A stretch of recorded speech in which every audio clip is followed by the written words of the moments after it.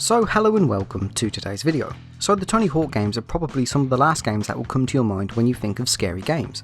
They're light-hearted, very bright, arcadey, and a staple of 2000s culture.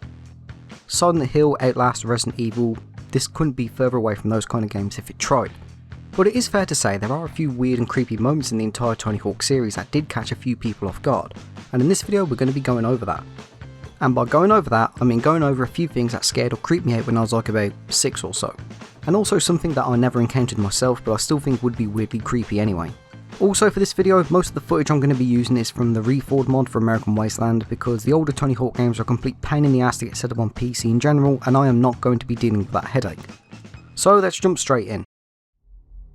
So one thing that scared the absolute hell out of me when I was really young was the intro to Tony Hawk's Underground. This is probably the most well known one and the most common one. So one fateful trip to the gaming store in 2004, I noticed there was a Tony Hawk game that I had no idea about, called Tony Hawk's Underground. At the time, I was only playing Pro Skater 4 and I absolutely loved it. But like when you become a fan of any series, when you see something new, or at least new to you in the series you've never tried before, you want to buy it. But there was one problem. I was underage because I was about 6 or 7, so I had to get my mum to go and buy it for me. So my mother gets me the game and I can't wait to play it. I'm constantly looking over the back, reading over the manual, and as soon as I get home I throw in the Underground disc into my Xbox. And instead of seeing that cool skateboarding montage, I see this.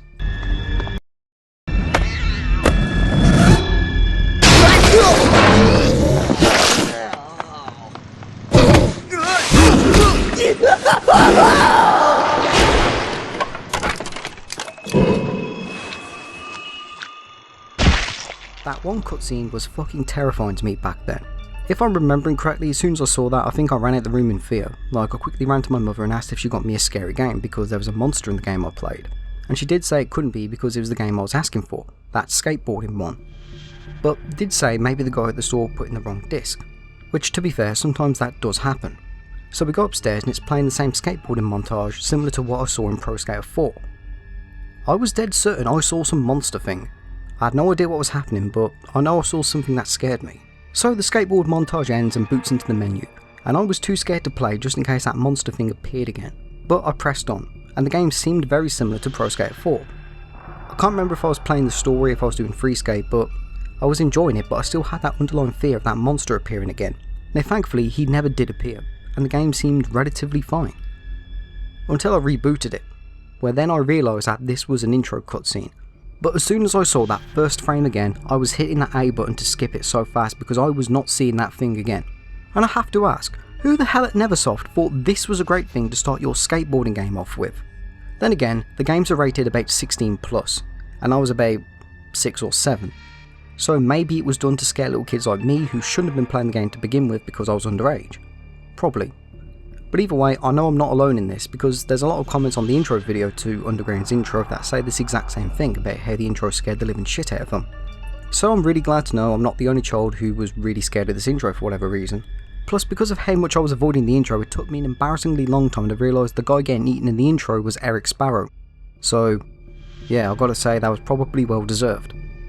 So one of the very first things that ever scared me in a Tony Hawk game was in Pro Skater 4. And for that we're going to go all the way to the Carnival level.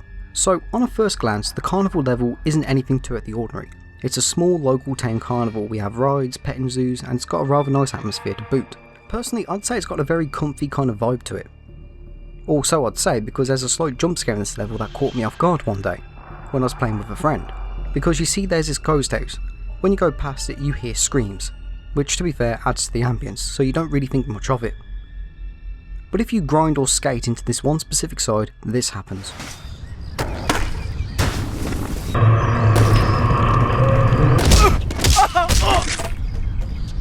Now of course, it's really tame by today's standards, but again I was about 6.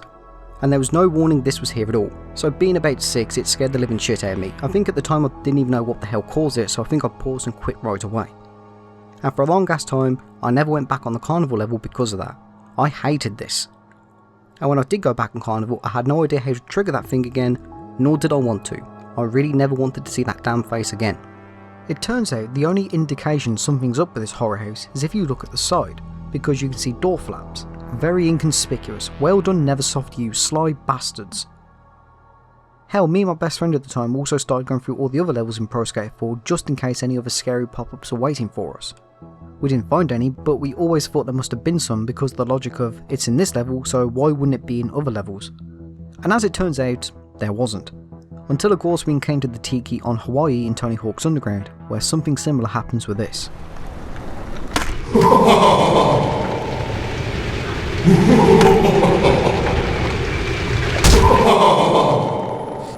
And this one is just as bad, I find. The evil laughter down to the depths of hell. I hated this damn place too.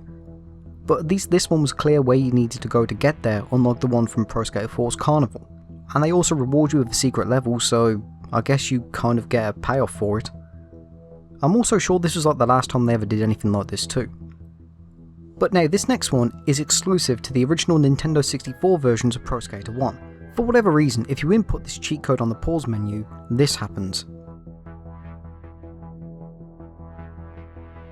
Now, I know it's just a harmless photo and it's probably a nice photo in general, but it's so eerie the way it's encountered.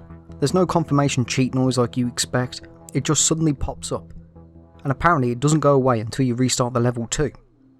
You just have this woman staring blankly at you smiling. And it's like, who the hell is she? And the fact it's black and white makes it creepier as well, like it makes her pupils look black. And this is one of those things which probably looks way worse if you was to see it on a CRT TV in the 90s, rather than you watching this on your smartphone today. But in hindsight, this is probably one of those wholesome Easter eggs where a developer slipped in a picture of his wife or something. I know some people say this was Tony Hawk's wife at the time, but I'm not really sure if anything's been confirmed. But I think this has got to be one of those things that was really creepy if you encountered it late at night. Actually, now that I think of it, when the internet was in its infancy, somebody out there must have put this cheat code up as a troll. Like, I can imagine somebody going up there saying that this is a cheat on how to unlock everything or how to unlock Spider-Man or whatever. And then, you know, you just kind of get creeped out by this when you put it in your bedroom at like 10 AM at night. Somebody out there must have done that as a troll, surely. Especially given it was around the time when like all those rumours and hoaxes were going around. But there is a second picture of a woman that does pop up, and this one's in colour, which to me doesn't look as creepy. I really do think it's the fact the original picture's in black and white that kind of makes it look just really off-putting. So speaking of creepy faces, there's one that's thankfully hidden out of bounds on Fug 2 Remix, which of course is the PSP version of Underground 2, and that's in Santa Cruz. And because it's out of bounds, to see this you need to enable cheats or use a free cam. I believe using the moon jump cheat is probably the easiest way to see it. But yeah, you need to go to this specific area, and then just keep jumping up, and eventually you'll jump over the invisible wall, and just keep walking, and eventually you'll see this. To this day, nobody knows what the hell this is or what it's even supposed to be used for. Some believe it's a placeholder texture, others assume it could be the logo for Zero, possible scrapped Easter egg or billboard they never bothered fixing. And to be honest, I think all of these are equally likely, except it being a logo for Zero. Personally, I do not see the resemblance at all. The possible jump scare Easter egg theory is interesting to me, because of the way we've seen the series do these kind of quick scares before, as mentioned before with the Carnival Funhouse and the Tiki. And the face is positioned in a way similar to how the game does handle some Easter eggs. Also, it was 2005, screamers were becoming quite popular. Now when I say about how the game handles Easter eggs, I'm going to use American Wasteland for this one because it's the easiest one I can show off. But in Tony Hawk's American Wasteland, there's an Easter egg in Van's skate park where if you whack the electric box you get this quick animation of a skeleton being electrocuted before you respawn. The animation is constantly playing out of bounds. And when you smack it with your board, the game quickly moves your character, so you don't see him of course, and quickly alternates between the box and the animation.